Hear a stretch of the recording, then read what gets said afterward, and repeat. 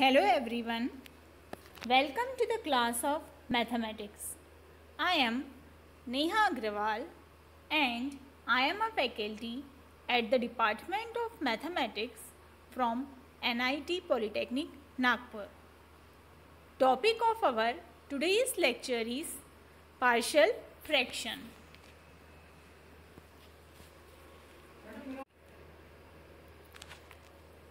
अब हम देखते हैं course outcome. Apply the concept of algebra to solve engineering related problems. So let's see what are the learning outcomes. So after watching this video, you will be able to know what is a partial fraction and types of partial fraction. आप सभी को partial fraction क्या होता है और partial fractions के type क्या है. ठीक है, हम पार्शियल फ्रैक्शंस की दो टाइप पढ़ने वाले हैं. उन टाइप्स के बारे में भी आपको पता चलेगा. सो स्टूडेंट्स, आज का हमारा ये न्यू टॉपिक है फर्स्ट यूनिट का. ठीक है, पार्शियल फ्रैक्शन. हमने फर्स्ट यूनिट में 4 डिफरेंट टॉपिक कवर किए हैं. उसमें का पहला टॉपिक था हमारा लॉगरिदम, सेकेंड टॉपिक है हमारा डिटर्मिनेंट, थर्ड टॉपिक है हमारा मैट्रिसेस और उसके बाद ये हमारा फोर्थ टॉपिक है फर्स्ट यूनिट का पार्शियल फ्रैक्शन. ठीक है, पार्शियल फ्रैक्शन का मतलब क्या होता है सब में पहले आपको यह पता होना चाहिए.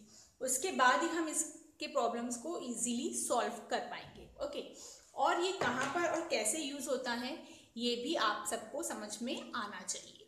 ठीक है, तो ये जो पार्शियल फ्रैक्शन हमारा फोर्थ टॉपिक है फर्स्ट यूनिट का, ये भी बहुत इंपॉर्टेंट टॉपिक है. ओके, आपको इसमें से भी कम 2 क्वेश्चन 4 मार्क्स के एग्जाम में पूछे जाते हैं और कभी 3 भी क्वेश्चन पूछे जा सकते हैं. आया समझ में? तो हम आगे बढ़ते हैं आज के हमारे टॉपिक के साथ में. तो उसमें हम सब में पहले समझते हैं कि पार्शियल फ्रैक्शन का मतलब क्या होता है. ठीक है, तो देखिए यहाँ पर क्या लिखा हुआ है, ईच ऑफ 2 और more fractions into which a more complex fraction can be decomposed as a sum. ठीक है, पार्शियल फ्रैक्शन का इजी सा मतलब समझना है आपको, तो उसके लिए आपको पहले क्या करना पड़ेगा, एक एग्जाम्पल समझना पड़ेगा. या फिर ओरली आप सुनिए मेरी बात. कोई भी 2 या 2 से ज़्यादा फ्रैक्शन, उसके लिए पहले पार्शियल का मतलब समझने से पहले आप सभी को क्या बोलते हैं, फ्रैक्शन का मतलब पता है क्या? ऑफ कोर्स पता होगा. ठीक है, फिर भी मैं एक बार बता देती हूँ आप लोगों को कि फ्रैक्शन का मतलब क्या होता है. एक टर्म ऊपर न्यूमरेटर में लिखा हो और दूसरा टर्म नीचे डिनोमिनेटर में. इस तरह से जो टर्म लिखे हुए होते हैं, ये लाइन के ऊपर न्यूमरेटर में एक टर्म और डिनोमिनेटर में दूसरा टर्म, उसे हम कहते हैं पार्शियल फ्रैक्शन. उसे हम क्या कहते हैं, पार्शियल फ्रैक्शन कहते हैं. ठीक है, तो या पार्शियल, उसे हम ओनली फ्रैक्शन कहते हैं. सॉरी, अब हम देखते हैं कि पार्शियल फ्रैक्शन किसे कहते हैं. तो हम पार्शियल फ्रैक्शन ऐसे 2 या 2 से ज़्यादा अधिक फ्रैक्शन, 2 और more fraction into which a more complex fraction, कोई भी 2 फ्रैक्शन हो या फिर 2 से ज़्यादा 3, 4, 5 फ्रैक्शन, कितने भी फ्रैक्शंस रह सकते हैं. ये जो इस तरह के जो फ्रैक्शंस रहते हैं, ये कैसे एकदम इजी वाले फ्रैक्शन है. इनसे, ठीक है, इन फ्रैक्शन से मिलकर क्या बनता है, एक कॉम्प्लेक्स फ्रैक्शन बनता. कौन सा साइड, लेफ्ट हैंड साइड. ठीक है, ये वाला जो फ्रैक्शन है वो इस तरह का फ्रैक्शन बनाता है. ठीक है, इनके सम से इस तरह का जो फ्रैक्शन बनता है उसे हम क्या कहते हैं, पार्शियल फ्रैक्शन कहते हैं. ठीक है, ये आप नोट कर लीजिए. अब मैं इसी को आपको, ये जो हमारा लेफ्ट हैंड साइड है ये आप अच्छे से देख लीजिए. ठीक है, अब देखिए, अगर आप लोगों के पास ये राइट हैंड साइड है और ये हमारा लेफ्ट हैंड साइड है. ठीक है, अगर आप लोग के पास लेफ्ट हैंड साइड दिया हो तो आप उसको राइट हैंड साइड में कन्वर्ट कर सकते हैं क्या? बिल्कुल भी नहीं कर सकते। लेकिन अगर सपोज देखिए हमारे पास अगर इस तरह का राइट हैंड साइड दिया हुआ हो, ये राइट हैंड साइड वाला टर्म दिया हो और आपको मैंने कहा कि ये मुझे सॉल्व करके बताइए, तो आप इसे सॉल्व कर सकते हैं क्या? ऑफ कोर्स आप इसे सॉल्व कर सकते हैं। दो टर्म्स दिखाई दे रहे हैं, उनके बीच में प्लस का साइन है, तो हम क्या कर सकते हैं, अगर इस तरह के टर्म आते तो हम क्या करते हैं, एलसीएम लेके सॉल्व कर लेते हैं। करते हैं एलसीएम लेके सॉल्व? करते हैं ऑफ कोर्स। जैसे कि देखिए अगर ऐसा लिखा रहता 2/7 प्लस 5/3 और मैंने इसे सॉल्व करने के लिए आपसे कहा रहता, तो आप क्या करते हैं, सिंपली या फिर क्रॉस मल्टीप्लिकेशन करते या फिर डिनोमिनेटर का एलसीएम निकालते। तो हम यहाँ पे क्रॉस मल्टीप्लिकेशन करें, कैसे करते हैं, ये वाले न्यूमरेटर को इस डिनोमिनेटर से मल्टीप्लाई करते, जो साइन रहता वह साइन लगाते, उसके बाद में 5 को 7 से मल्टीप्लाई करते और डिवाइडेड बाय क्या करते, डिनोमिनेटर में जो टर्म लिखा हुआ रहता उनका मल्टीप्लिकेशन करते इस तरह से। हाँ करते हैं, सबको आता है ये। तो 2 3 6, 5 into 7 35, 7 3 21। न्यूमरेटर का एडिशन करेंगे तो 41/21 आता है। आप सभी को करना आता है? यस। तो इन नंबर्स के बदले अभी हमारे पास क्या दिया हुआ है, सिर्फ वेरिएबल्स वाले टर्म गिवन है। तो हम इन वेरिएबल्स वाले टर्म में भी क्या कर सकते हैं, सिंपली क्रॉस मल्टीप्लिकेशन कर सकते हैं। ओके, तो अब हम क्रॉस मल्टीप्लिकेशन करना स्टार्ट करते हैं। तो देखिए हम क्या करेंगे, 2 से ये वाले टर्म की डिनोमिनेटर को मल्टीप्लाई करेंगे। ठीक है, तो कैसा हो जाएगा हमारा टर्म, 2 से हमने इसे मल्टीप्लाई किया तो क्या हो जाएगा, 2 multiply by x plus 4 plus का साइन और 3 से ये वाली टर्म को, तो 3 multiply by x minus 2 divided by, ठीक है, डिनोमिनेटर के टर्म का मल्टीप्लिकेशन। ओके, हो गया यहां तक के। अब सब में पहले अब इसके बाद हमें क्या करना पड़ेगा, ये 2 से ब्रैकेट के टर्म को मल्टीप्लाई करना पड़ेगा।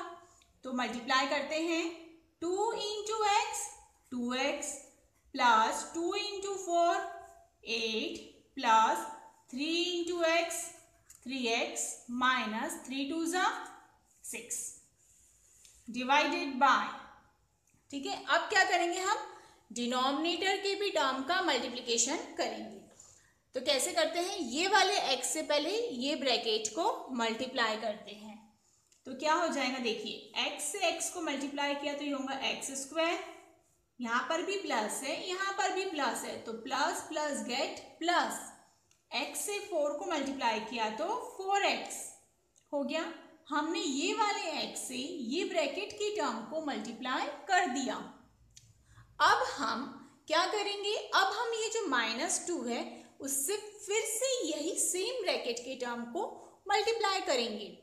तो अब क्या हो जाएगा, -2 multiply by x minus 2x minus plus minus 2 4 8। Okay, यहां तक सॉल्व हो गया। अब नेक्स्ट स्टेप पे आते हैं। देखिए ये x का टर्म है, ये भी x का टर्म है, तो क्या कर सकते हैं, सेम x और x है तो इनकी पावर सेम है ना। ओके, तो हम उनके सामने वाले नंबर्स जिन्हें हम कोफिशिएंट कहते हैं उन्हें हम ऐड कर सकते हैं, प्लस कर सकते हैं। कैसे, 2 प्लस 3x 2 प्लस 3 सॉरी 5, और ये जो x है वो जैसे का वैसा। ठीक है, नंबर से नंबर को सॉल्व कर सकते हैं। तो यहाँ पर +8 है, यहाँ पर -6 है, तो प्लस माइनस माइनस, तो 8 में से 6 को माइनस करेंगे तो 2, और साइन कौन सा लगाते हैं हम, हमेशा बड़े नंबर का, ग्रेटर नंबर का। तो ग्रेटर नंबर का साइन क्या है, प्लस, तो +2 डिवाइडेड बाय एक्स स्क्वायर जैसे का वैसा, क्योंकि एक्स स्क्वायर का एक ही टर्म है यहाँ पर, है ना, करेक्ट। अब 4x में से 2x को माइनस किया तो अभी बताया मैंने, वेरिएबल्स वाले टर्म रहे तो उन्हें सॉल्व कर सकते हैं, उनका पावर सेम रहा तो यहाँ पर भी ये x की टर्म है, दोनों सेम पावर वाले टर्म है, तो इनके कोफिशिएंट को हम सॉल्व कर सकते हैं। तो 4 - 2 2, ग्रेटर नंबर का सिंबल प्लस x जैसे का वैसा -8 हो गया सॉल्व। तो ये सॉल्व करके मैं आपसे क्या कहना चाह रही हूँ, अब वह आप लोग बहुत ध्यान से सुनेंगे। देखिए आप लोग, आपके पास इस तरह का एक एग्जाम्पल है, हमने राइट हैंड साइड को लिया और राइट हैंड साइड से आप लोगों ने लेफ्ट हैंड साइड, ये जो लेफ्ट हैंड साइड दिया हुआ था वो लेकर आया। तो ये जो स्टेप हमने यहाँ से लेके यहाँ तक सॉल्व किए वो इजी है या नहीं? इजी है, ठीक है। आप सभी ने इसके पहले भी इस तरह से सॉल्व करना सीखा है, लेकिन पार्शियल फ्रैक्शन का मतलब क्या होता है? पार्शियल फ्रैक्शन कौन सा फ्रैक्शन है? ये वाला फ्रैक्शन है, ठीक है। ये जो आप लोग का क्या दिया हुआ है, लेफ्ट हैंड साइड में टर्म दिया हुआ है, ये हमारा पार्शियल फ्रैक्शन है, ठीक है। ये वाला जो हमें यहाँ पर राइट हैंड साइड में मिला है ये हमारा पार्शियल फ्रैक्शन है, ठीक है। पार्शियल फ्रैक्शन कैसे बनता है? पार्शियल फ्रैक्शन दो या दो से ज़्यादा अधिक फ्रैक्शन को प्लस करके बनता है, ठीक है। तो आपको इस तरह के टर्म से इस तरह का टर्म फाइंड करना आ जाएगा, और ये आप इससे पहले सीख भी चुके हैं। लेकिन अब हमें यहाँ पर नया क्या करना है? हमें यहाँ पर उन्होंने हमारे पास क्या देंगे, अब वो हमें ये वाला जो आंसर हमने निकाला है वह आंसर हमें मिलने वाला है एज अ क्वेश्चन। अब ये जो आंसर है वह हमें क्वेश्चन में मिलने वाला है।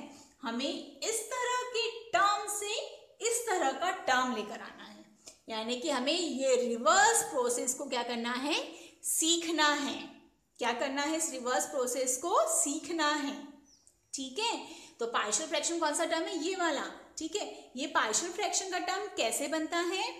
दो या दो से ज्यादा अधिक टर्म को हम प्लस करते हैं, ठीक है, तो हमें क्या मिलता है? एक कॉम्प्लेक्स फ्रैक्शन। थोड़ा सा मतलब कॉम्प्लेक्स मतलब समझता है सभी को, ठीक है। थोड़ा सा अलग टाइप का फ्रैक्शन जो इजी नहीं कहलाता, एकदम कॉम्प्लेक्स फ्रैक्शन मिलता है। तो उस तरह के जो फ्रैक्शंस रहते हैं उन्हें हम कहते हैं पार्शियल फ्रैक्शन। उन्हें हम क्या कहते हैं? पार्शियल फ्रैक्शन कहते हैं, ठीक है। धीरे धीरे आप लोग जैसे जैसे आगे बढ़ते जाएंगे तो आपको अच्छे से और समझ में आते जाएगा, ठीक है। सिर्फ क्या याद रखना है? दो या दो से अधिक फ्रैक्शंस के टर्म को मिलाकर हमें फ्रैक्शन मिलता है, उन्हें हम पार्शियल फ्रैक्शन कह सकते हैं, ठीक है। ये जो पार्शियल फ्रैक्शन रहता है उसे है ना कितने टर्म्स में डिवाइड किया गया है? उसे दो हिस्सों में बांटा गया है। कितने हिस्सों में बांटा गया है? दो हिस्सों में। तो पहला उसमें क्या है? Proper fraction. तो अब देखते हैं हम पार्शियल फ्रैक्शन को दो हिस्सों में डिवाइड किया गया है, ओके। तो उसमें जो पहला पार्ट है वह कहलाता है प्रॉपर फ्रैक्शन। कौन सा फ्रैक्शन? प्रॉपर, ठीक है, प्रॉपर फ्रैक्शन। अब हम देखते हैं प्रॉपर फ्रैक्शन का मतलब क्या होता है। When degree of the polynomial in the numerator is strictly less than the degree of the polynomial in the denominator, the fraction is called proper fraction, ठीक है। सिंपल वर्ड्स में क्या है? जो कोई भी एक फ्रैक्शन रहेगा उसका जो न्यूमरेटर की डिग्री रहेंगी वह कैसी होना चाहिए? डिनोमिनेटर की डिग्री से कम होना चाहिए। कैसी होना चाहिए? कम होना चाहिए, स्ट्रिक्टली लेस देन होना चाहिए, ठीक है।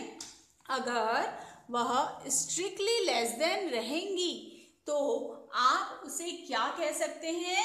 उसे आप कह सकते हैं proper fraction. Strictly less than किससे? न्यूमरेटर से डिनोमिनेटर, ओके। तो अब देखिए, अब कैसे चेक करते हैं कि डिग्री स्ट्रिक्टली लेस है या नहीं। सबसे पहले जो डिग्री मतलब अगर कुछ बच्चों को नहीं पता होगा तो डिग्री का मतलब होता है पावर। डिग्री का मतलब क्या होता है बच्चों? पावर। और पावर हम किसका देखते हैं? वेरिएबल्स का। किसका पावर्स देखा जाता है? वेरिएबल्स का। तो देखिए न्यूमरेटर में क्या लिखा है? x। अब ध्यान से सभी लोग सुन लीजिए। अब मैं बहुत बार न्यूमरेटर और डिनोमिनेटर ये वर्ड यूज करने वाली हूँ। इसके पहले भी मैं बता चुकी हूँ न्यूमरेटर का मतलब क्या होता है। न्यूमरेटर का मतलब जो टर्म ऊपर लिखे जाते हैं ये लाइन के, उसे हम न्यूमरेटर कहते हैं, और ये लाइन के नीचे वाले टर्म्स को हम डिनोमिनेटर कहते हैं। ठीक है। डिग्री का मतलब वेरिएबल्स के ऊपर जो भी टर्म लिखा हुआ रहता है पावर में, वह क्या कहलाता है? डिग्री। जैसे कि यहाँ पर x के ऊपर लिखा है 2, तो इसकी डिग्री क्या है? 2 हो गई। ओके। यहाँ पर x के ऊपर कुछ नहीं लिखा है, इसका मतलब क्या लिखा है? 1। ओके, तो यहाँ पर x की डिग्री क्या हो गई? 1। जो अब प्रॉपर फ्रैक्शन में न्यूमरेटर की डिग्री कैसा होना चाहिए? वो कम होना चाहिए डिनोमिनेटर की डिग्री से। ठीक है। अब देखिए ये जो पहला वाला एग्जाम्पल दिया हुआ है, इसमें कितने टर्म्स दिए हुए हैं? 2 टर्म्स हैं, उनके बीच में मल्टीप्लिकेशन है। तो आप इनको मल्टीप्लाई करोगे तो क्या मिलेगा? x इंटू एक्स, एक्स का स्क्वायर मिलेगा, x का स्क्वायर। और न्यूमरेटर में क्या है? x, उसका पावर क्या है? 1। डिनोमिनेटर में क्या मिला? x का स्क्वायर। या इसका मतलब क्या हुआ कि x का पावर 2। तो न्यूमरेटर की डिग्री जो है वो डिनोमिनेटर की डिग्री से कम हुई कि नहीं हुई? हुई। ठीक है। तो इसका मतलब ये फ्रैक्शन कैसा है? प्रॉपर फ्रैक्शन है। ठीक है। जैसे कि यहाँ पर भी देखिए, यहाँ पर x का पावर क्या है? 1 है। यहाँ पर x का पावर क्या है? 2। हम सिर्फ जो टर्म लिखा हुआ रहता है उसमें उसका हाईएस्ट पावर देखते हैं। तो आप यहाँ पर हाईएस्ट पावर क्या है? 2 है। ये नहीं देखोगे, कौन सा देखोगे? Highest power 2। और यहाँ पर पावर में 1 है। इसका मतलब क्या हुआ? यहाँ पर भी degree of numerator is less than the degree of denominator. Numerator की डिग्री डिनोमिनेटर की डिग्री से कम है ना? 1 छोटा होता है ना। तो इस तरह के फ्रैक्शन को हम क्या कह सकते हैं? Proper fraction. यहां पर भी x और x है, आप ये नहीं कह सकते कि यहाँ पर x का पावर 1 है, क्योंकि ये कैसा टर्म है? दूसरा वाला जो ब्रैकेट टर्म है, इन दोनों टर्म मल्टीप्लीकेशन में है। जब मल्टीप्लीकेशन में रहेगा तो ये मल्टीप्लाई होगा। ठीक है। तो मल्टीप्लीकेशन में मल्टीप्लाई होने के बाद उसकी डिग्री क्या हो गई है? 1 + 1 2 हो गई है। ओके। तो यहाँ पर भी numerator, degree of numerator is less than the degree of denominator. तो ये वाला जो फ्रैक्शन है वह भी हमारा कौन सा फ्रैक्शन है? प्रॉपर फ्रैक्शन है। हमने जो पार्शियल फ्रैक्शन है उसे कितने इसमें डिवाइड किया है? 2 पार्ट्स में। ठीक है। प्रॉपर फ्रैक्शन और इम्प्रॉपर फ्रैक्शन। फर्स्ट वाला प्रॉपर फ्रैक्शन हम अभी देख चुके हैं। अब नेक्स्ट हम देखते हैं इम्प्रॉपर फ्रैक्शन। तो second one is improper fraction. ठीक है। अब यहाँ पर देखिए इम्प्रॉपर फ्रैक्शन क्या होता है? When the degree of the polynomial in the numerator. ठीक है। अब क्या है? Degree of the polynomial in the numerator कैसा होना चाहिए? इज इक्वल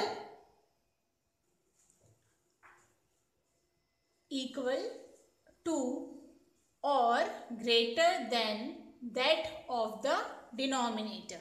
ठीक है। न्यूमरेटर की जो डिग्री है वो इक्वल होना चाहिए और ग्रेटर होना चाहिए। किससे? डिनोमिनेटर से। ठीक है। न्यूमरेटर की डिग्री डिनोमिनेटर की डिग्री से इक्वल, सेम हो सकती है या फिर ग्रेटर होना चाहिए। तो उस तरह के फ्रैक्शन को हम क्या कहते हैं? Improper fraction.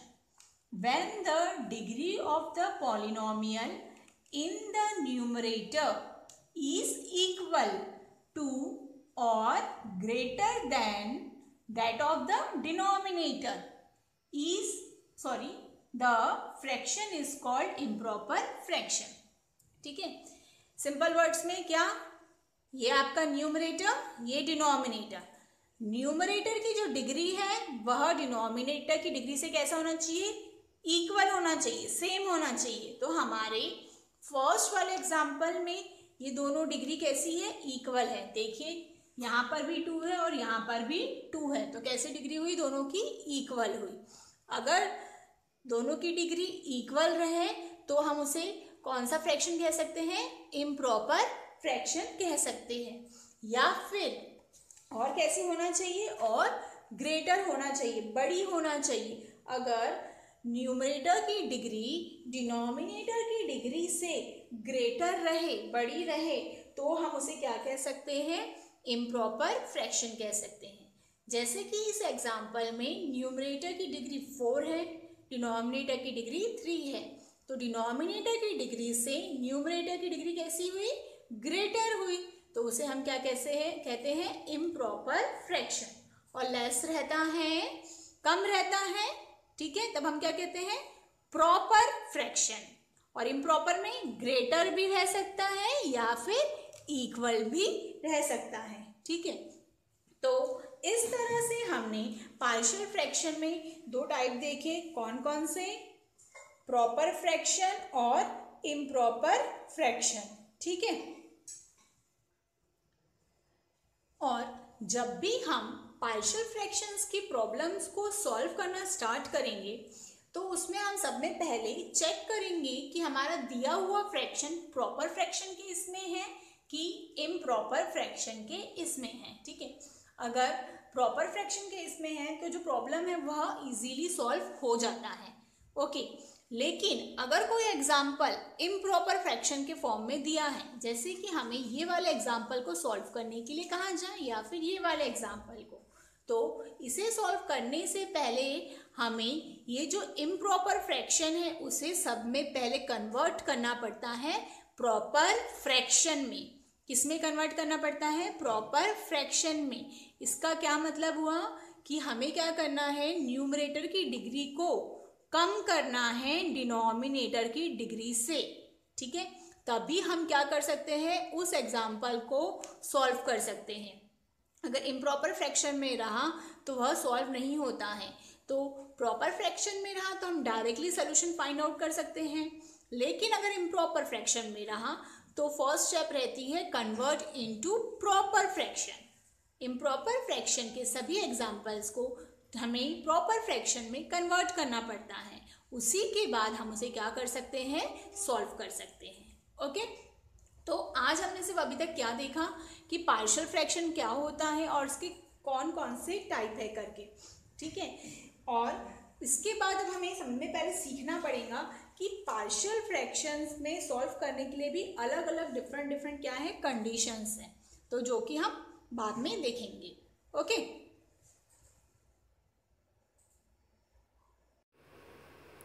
Our upcoming topic is rules of partial fraction. Thank you for watching this video.